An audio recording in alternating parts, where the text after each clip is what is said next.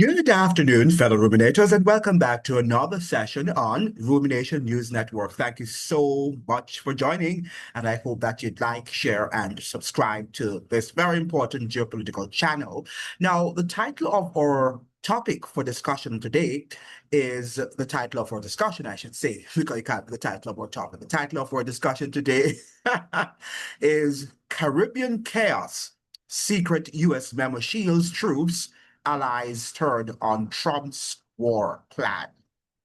So this is very interesting when we look at what is happening in the Caribbean, that the Washington Post is suggesting that the U.S. troops or the U.S. military, well, those who strike or struck the speedboats are exempt from any sort of prosecution.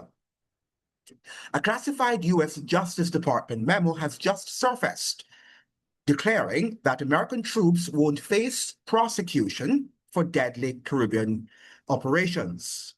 At the same time, key Caribbean allies are quietly distancing themselves from Donald Trump's military strategy in the region, and also allies from Europe, as we heard recently that the UK is distancing itself from US military operations in the Caribbean region.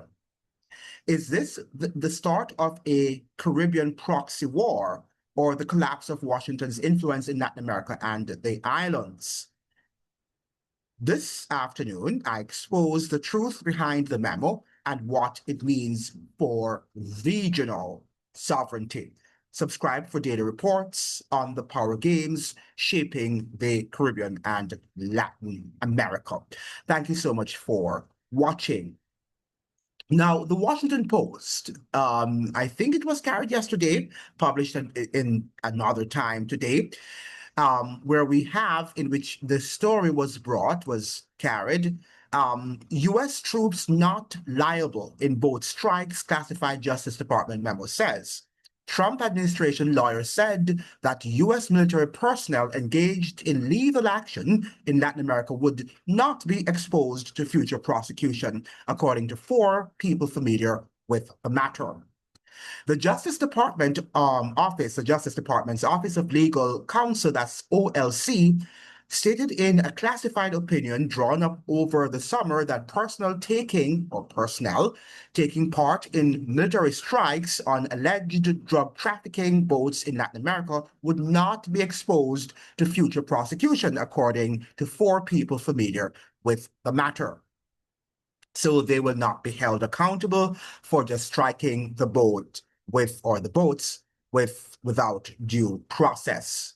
The decision to pursue an opinion drafted in July reflects the heightened concerns within the government raised by senior civilian and military lawyers that such strikes would be illegal. The strikes, now totaling 19 with a death toll of 76, began in September, though interagency discussions about the use of lethal force to combat drug cartels started early in the Trump administration. Top officers, including that's Admiral Alvin Halsey, the head of Southern Command, sought caution on such strikes, according to two people who, like several others interviewed for this report, spoke on the condition of anonymity because of the matter's sensitivity. Okay, so we're seeing now that the US is not going to accept any sort of responsibility or any legal implications or discipline for what they have done in the Caribbean and Latin American region in terms of striking boats indiscriminately without due process. So this is something, a new era, as it were, that we are entering into, where the United States could operate in the Caribbean illegally, yet lawfully in their own country, and not be condemned by the law. Now, you tell me which country can do this and get away with it. China? Will they, or would they have gotten away with this, such a brutal and palpable violation of the law, of international law? I don't think so. Would Russia have gotten away? Would Iran? Would North Korea? and any of the powers that be in the world, could they have gotten away? Could they have violated so openly international law and gotten away with it? You let me know. I don't think so. The US, as we see, and not only in this occasion, whether it's in Iraq or in Syria, it's in the Ukraine, around the world, gets away with a lot of violations of human rights and also international law. And nobody, we can only talk, you hear a lot of screams in the international realm, but no one really can hold the US to account. And that is what we mean by a global empire, an empire that really answers to its own self, that no other power can challenge. You can challenge them verbally, can challenge the United States verbally, but which country is going to be able now to go to the United Nations and challenge the United States and win? They can go there and they can talk. So you see the mere Motleys and you see all of these people, and they will talk and they will talk until thy kingdom come. But the fact of the matter is that they really cannot act. They really cannot act against US wishes. And this is what we have to discuss in terms of where are we going? Where is the United States empire going? And can we live in a fairy tale land in which or fairy tale countries, I should say, in which we think that China is a superpower? There are people telling us China is a superpower. China cannot be a superpower. It's not a superpower. Maybe its manufacturing base. We can say that it is a superpower in terms of manufacturing. Economically, I would describe China, yes, as a global superpower, because it is the manufacturing hub of the entire world. Okay, while the United States is what we call the military power of the world. Okay, now it doesn't mean that China doesn't have a reputable and a functional military and a world-class military. It does, but it has not yet reached the state of the United States military empire. Why? Because the United States military empire is much older in terms of, well, not older, but it has much more investments than what you have in the Chinese military, right? Again, it's not older because the civilization of the Chinese civilization is much older than the United States civilization. However, the United States military has much more investments because it invests in its military more than all of these nations, including China, combined, industrialized nations combined. So because of that, it has amassed a formidable military apparatus. Not because I want it to do so, but those are the basic facts that we have to understand. Now, I looked at this website this morning, coming from the US Army Airborne and Special Operations Museum. And there's a fun fact here, and it's fun fact number 2. The US Army would be the 10th largest city in the United States. Wow. The US Army would be the 10th largest city in the United States. And it says here there are just over 1 million soldiers currently serving in the US Army. About half of that number is active duty soldiers who serve full-time, while the rest make up the reserve components of the National Guard and Army Reserve. To put it in perspective, a city filled with all US Army soldiers would have more people in it than San Jose, California, or Austin, Texas. So the United States military is large. They're suggesting here that it would be the 10th largest US city. So this is no joke. This is no joke.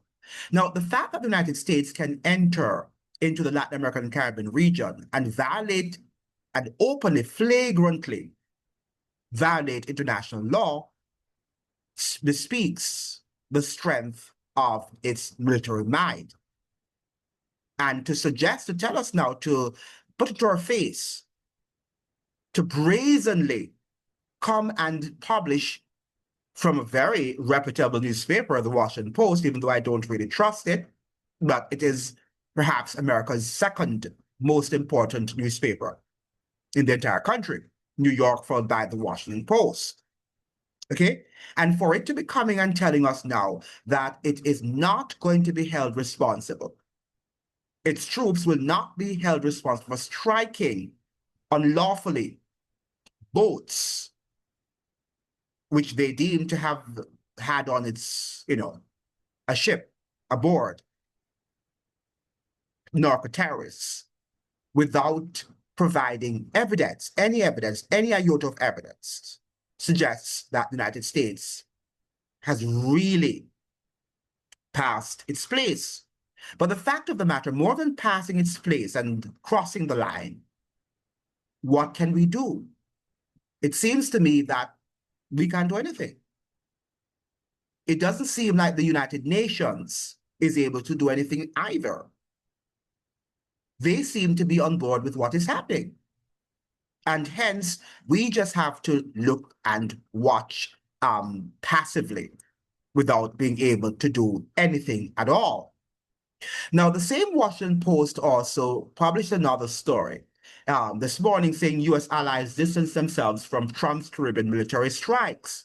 Secretary of State Marco Rubio, appearing at a G7 gathering in Canada, brushed off foreign concerns about the military operations legality. But there was a story that was carried, and I will deal with it in another video, on the fact that the United States is not only carrying out military strikes in the Caribbean and garnering support from Caribbean and Latin American countries, but it's also bullying leaders not to attend certain conferences, like the recently held, the fourth EU and the CELAC conference held the other day in Colombia, that some presidents did not show up, and prime ministers like Camila Parson Becerra of Trinidad, and also the president of Mexico did not show up, and the president of France, among other Western European nations. My understanding is that the Donald Trump administration bullied them into not attending the conference because, the president of Brazil, that's Lula da Silva, suggested that the only reason why for which they should be meeting at the past CELAC EU conference or summit was to discuss the whole matter of the United States strikes on speedboats in the region and to call for a stop, a halt on that. But, some of these presidents and prime ministers didn't want to do that. So they sent representatives like Trinidad did, and Mexico and France, among other nations. So while they're suggesting that they are not particularly on board with it, behind the scenes, they are. All right? So it's one for them to say one thing, in public, another thing privately. And we must understand that our politicians live double, triple, quadruple lives. And so they do have 4, 5, 6 faces and perhaps more. So we can't trust what they say. We can't trust what they say. We have to look at what they are doing. And then if what they're doing add up to what their pronouncements are, then perhaps they will have some amount of credibility, if they ever have. Okay? And that is what we have to really look at, and not just look at what their pronouncements are. So we have key U.S. allies overtly distance themselves from this week from the Trump administration's military campaign in Latin America, with some casting doubt on the legality of America's deadly unilateral actions.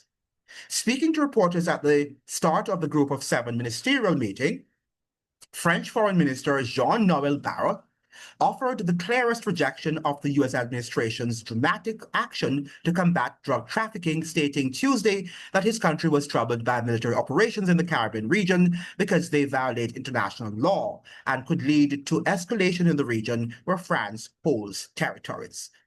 So it's trying to protect its territories and also from the monetary the monetary, implications in terms of having to pay legal fees for violating the principles of international law.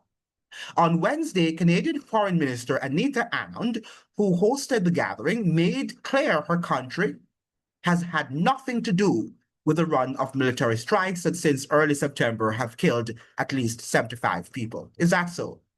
Is that really so? But, she's not going to say what they're doing in Haiti is also illegal, right? But they're suggesting that what they're doing here is illegal, and it is illegal, what they're doing. Okay? But she is saving face here, as it were. She told reporters here that the United States was using its own intelligence to conduct the attacks on alleged smuggling rather, not drug smuggling boats in the Caribbean Sea and Eastern Pacific region or ocean. Canada, she said, unequivocally has no involvement. Asked whether her government believed the US attacks were legal, Anand demurred, saying, Canada strives to comply with international law. Do they? Do they really strive to comply with international law? And I would say no. I think that she is actually trying here to be smart, right? And to save face, as it were. I would say, she added, that it is within the purview of US authorities to make that determination. So they're trying. And we saw recently where the UK is doing the same thing, right? The UK is doing the same thing. The European Union doesn't get to determine what international law is. Rubio said when apprised by a reporter that the EU's foreign policy chief, that's Kaja Kallas, was among those who had questioned the legality of the administration's actions in Latin America. They certainly, and this is what Marco Rubio is saying, they certainly, and I quote, they certainly don't get to determine how the United States defends its national security, unquote. So he's saying that they don't determine what international law is, and he is now being even so more adamant, that's Marco Rubio, that they certainly don't get to determine how the United States defends its national security. So they have no power. They can't, make any statement regarding international law, any comment on how international law is being enforced. And Marco Rubio, the Secretary of State of the United States and Trump's national security advisor, sometimes we forget that he's also national security advisor to Trump, okay?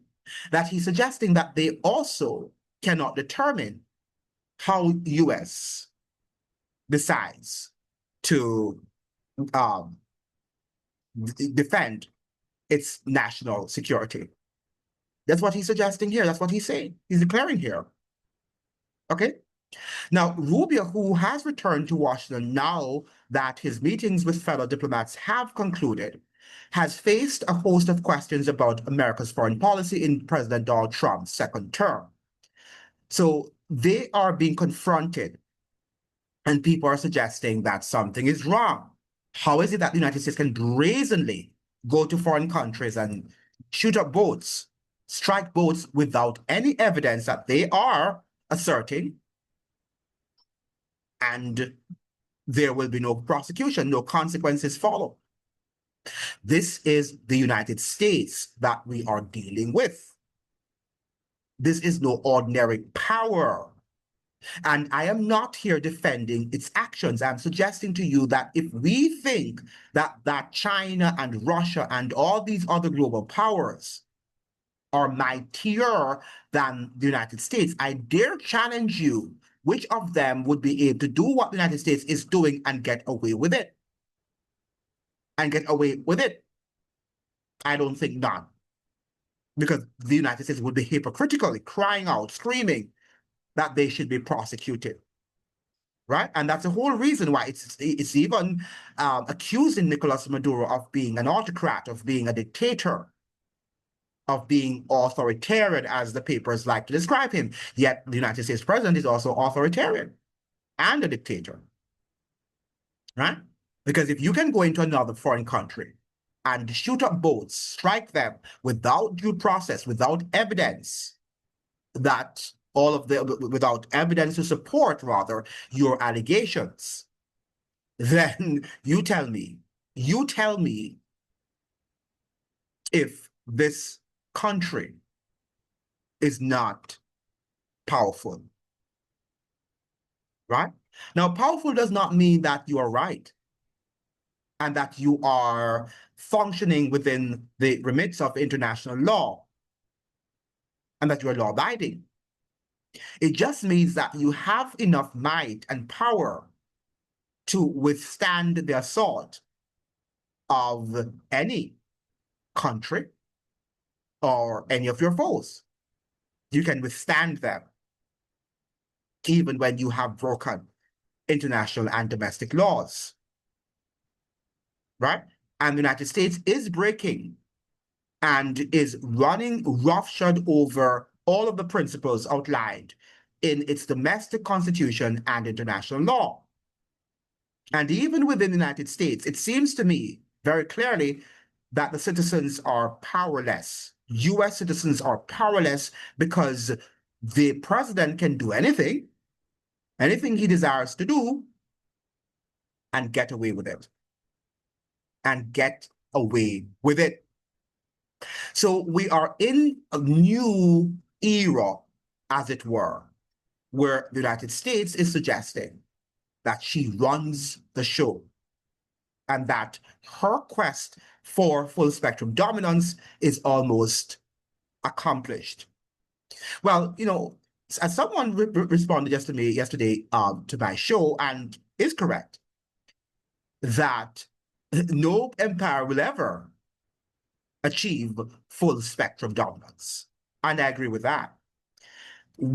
However, what we need to understand, the caveat is that in their quest to achieve full spectrum dominance, all of them have tried to, from Babylon to Medo-Persia to Greece to Rome.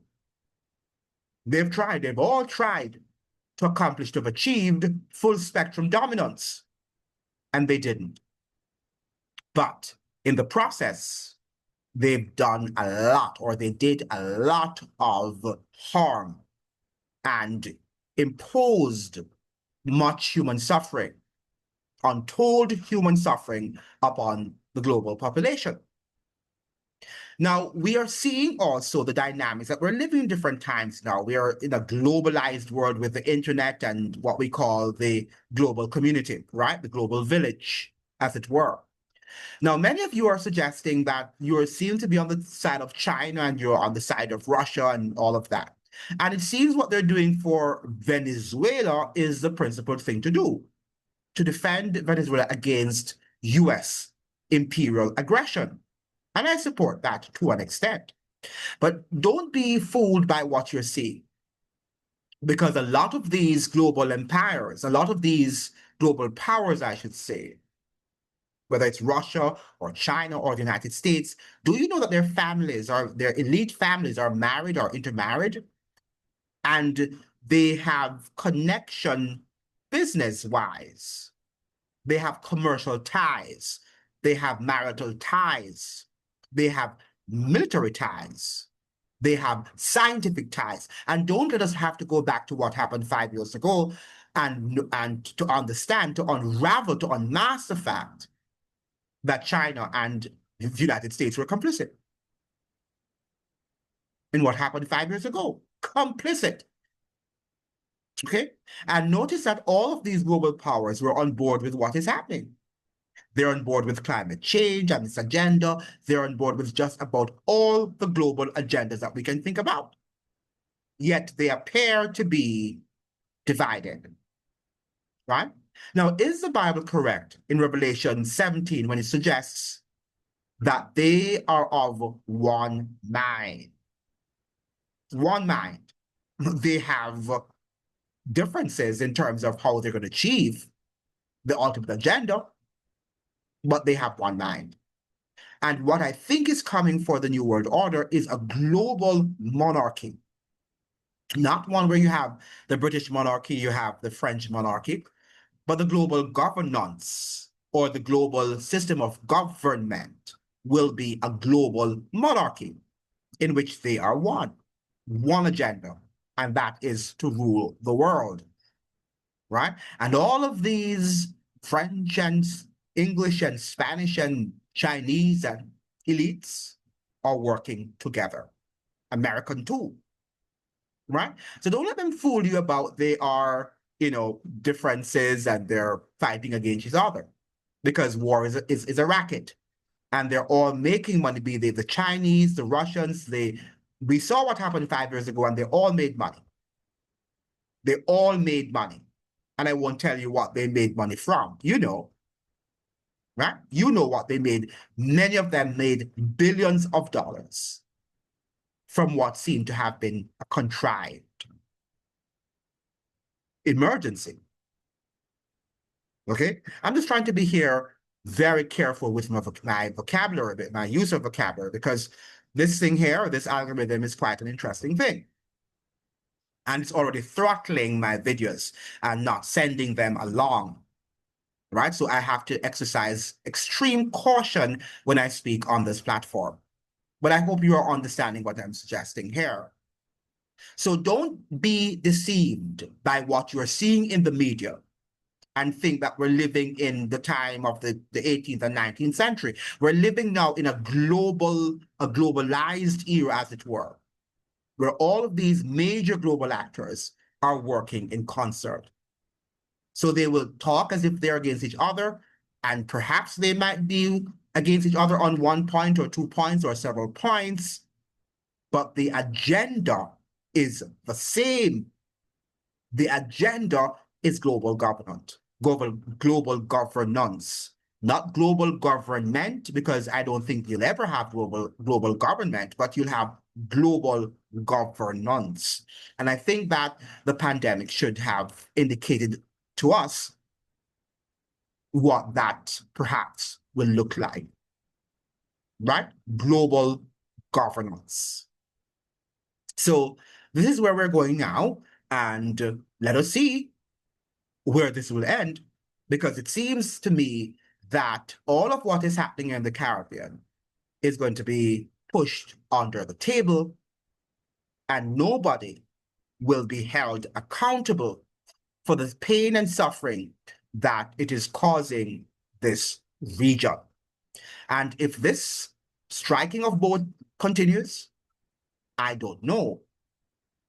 The precedents that the United States is setting in the Caribbean and Latin American region is going to be of historical proportions. And I think if we do not let our voices be heard, if we do not tell her to stop, then we too might be caught up in a strike, as the US is going to move inland very, very soon.